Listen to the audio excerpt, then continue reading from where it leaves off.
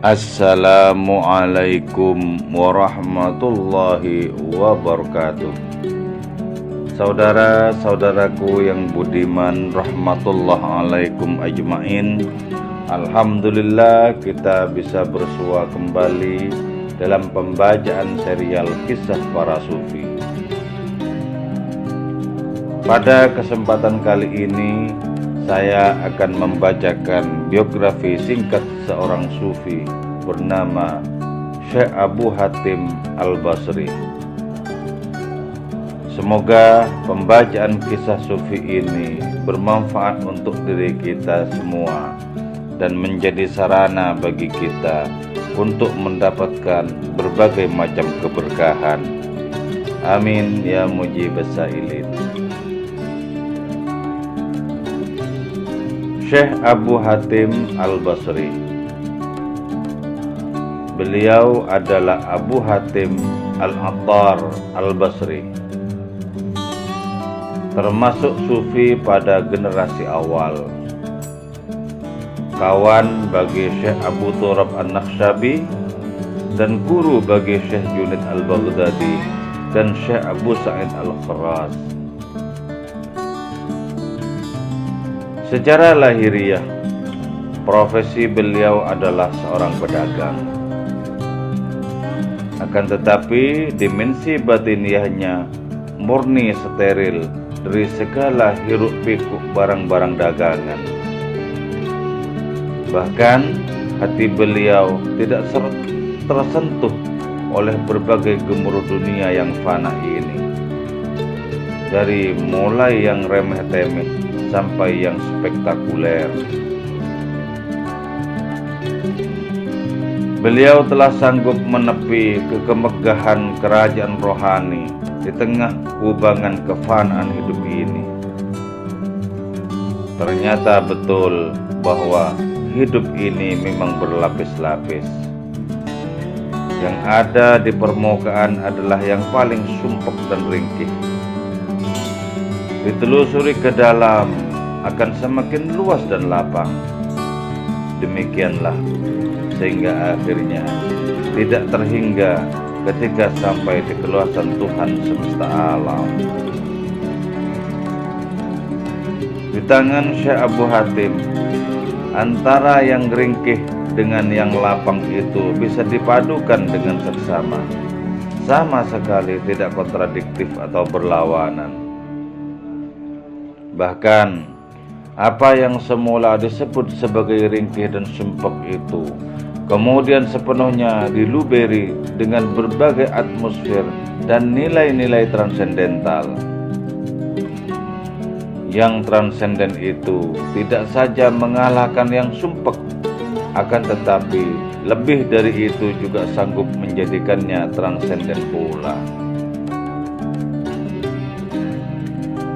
Dengan senantiasa menyelami samudra kelezatan rohani itu, Syekh Abu Hatim bertekad memerdekakan diri dari atribut-atribut kesufian secara lahiriah, terutama yang berkaitan dengan performan atau pakaian.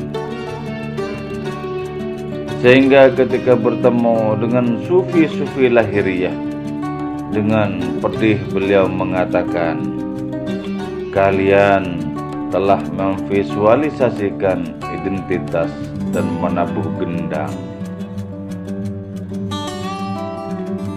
Kelezatan rohani yang berselimutkan kesunyian itu ditempuh oleh beliau semata untuk semakin menuntaskan keluh kesah dan dendam rindunya kepada Allah Ta'ala.